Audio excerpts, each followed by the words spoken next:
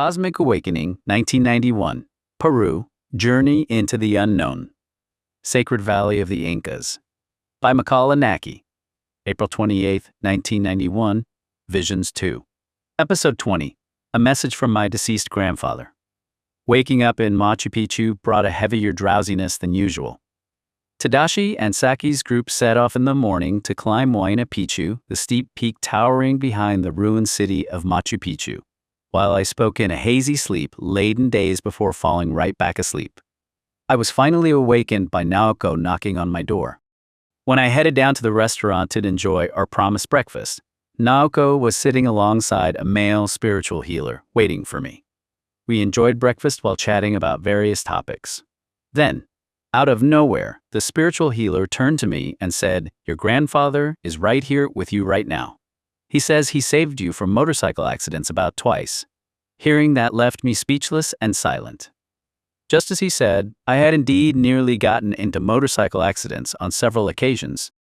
During one of those instances, I was thrown into the air and under worse luck, I should have died. I distinctly remember my body floating for a brief moment. I remember well how every single moment dragged out in slow motion, as though time itself had frozen during those few seconds. Miraculously, I sustained only a few minor scrapes and escaped without serious injury. He told me that my grandfather had traveled all the way from Japan to Peru because he was worried about me. In truth, I was very much a grandfather's boy. When he passed away, I was away far from home for work, and by the time I returned, his funeral had already concluded and it was the Hatsune Noka. The memorial service held 7 days after death. The healer mentioned that his grandfather had come to visit me after shedding his physical body. When asked, "Can you feel that he is here right now?" I had no idea how I was supposed to sense him. I felt frustrated with myself for not being able to feel his presence. And the memories of my grandfather bedridden by illness flooded back, leaving me in total confusion. Throughout the remainder of the trip, whenever I remembered, I looked up at the sky to search for him. Knowing that he was nearby, even if I couldn't see his form, filled me with courage. Later, after returning to Japan, I showed the photos from Machu Picchu to a spiritually gifted friend who remarked, "Your grandfather is captured in this photo. You look just like him." Inside my head, I whispered thank you to my grandfather. A morning in Machu Picchu after our strange and wonderful breakfast, Naoko and I decided to take a stroll together through the ruins. For a while, the two people sat beneath the most striking tree in the central plaza of the ruins to meditate. Throughout the meditation, my forehead tingled intensely. It felt as though something were lightly touching the top of my head. I sat in a state of sheer, blank abstraction, completely devoid of thought. An aura of water dominated the entire area, and the scent of that water filled me with happiness. Before I knew it, I had drifted off to sleep for a bit. It was an exceptionally blissful place. I wonder if Saki and the others have reached the summit by now, I thought, continuing to gaze toward Huayna Picchu, while feeling the sunlight filtering through the shade of the trees. Afterward, we left the central plaza and wandered around exploring the ruins. Lacking a guidebook and failing to properly participate, yesterday's guided tour took their toll. We simply drifted aimlessly without knowing where anything led. After wandering through several buildings, we lost our way and ended up returning to the same spot multiple times.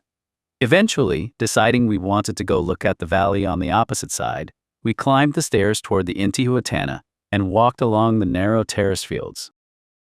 The stone walls of the fields featured small protruding nubs that functioned like stairs, so we used those as footholds to scramble upward one after another. What we reached at the top was the Intihuatana. Its central stone pedestal was roped off, with a guard keeping a sharp eye on visitors. The theory that this monolithic pedestal served as an astronomical sundial is widely accepted by the general public. However, it didn't feel at all like the ruins of the Maya civilization, which possessed an extraordinary depth of knowledge regarding astronomy. It looked like nothing more than a pedestal, no matter how one viewed it. We were neither allowed to touch it nor sit upon it. We walked through a section known as the Nobles' Quarters, emerged into the large central plaza, and reunited with Tadashi and the others. Their climb up Huayna Picchu sounded rather grueling.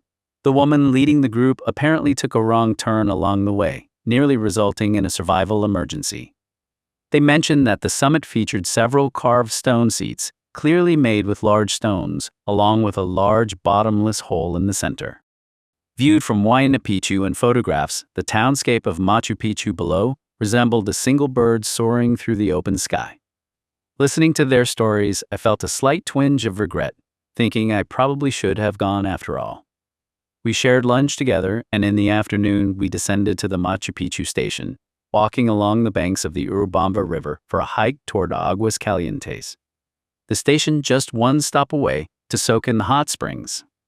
We soaked in 3 hot spring pools with varying water temperatures, located at the edge of town. Everyone had wished to bathe in the mineral springs appearing in Shirley Mack lanes out on a limb, but the springs at Aguas Calientes carried the atmosphere of a public bathhouse. The water in the mineral springs was soft, clinging to the skin with a smooth texture. A river flowed beside the pools, and the murmur of the flowing water, combined with the calls of mountain birds, gave a vivid sense of nature's abundance. We spent our time soaking in the mineral springs until close to twilight, then made our way back along the path we had come amidst joyful chatter, swinging the beams of our flashlights to cast tiny circles of light across the grassy meadows as we headed toward the bus waiting for us at the Machu Picchu station. To be continued. Watch and listen. Watch the cinematic video trailer. Listen to the full podcast now. Explore the archived Cosmic Awakening Volume 1, 1991, Peru, Journey into the Unknown. Sacred Valley of the Incas.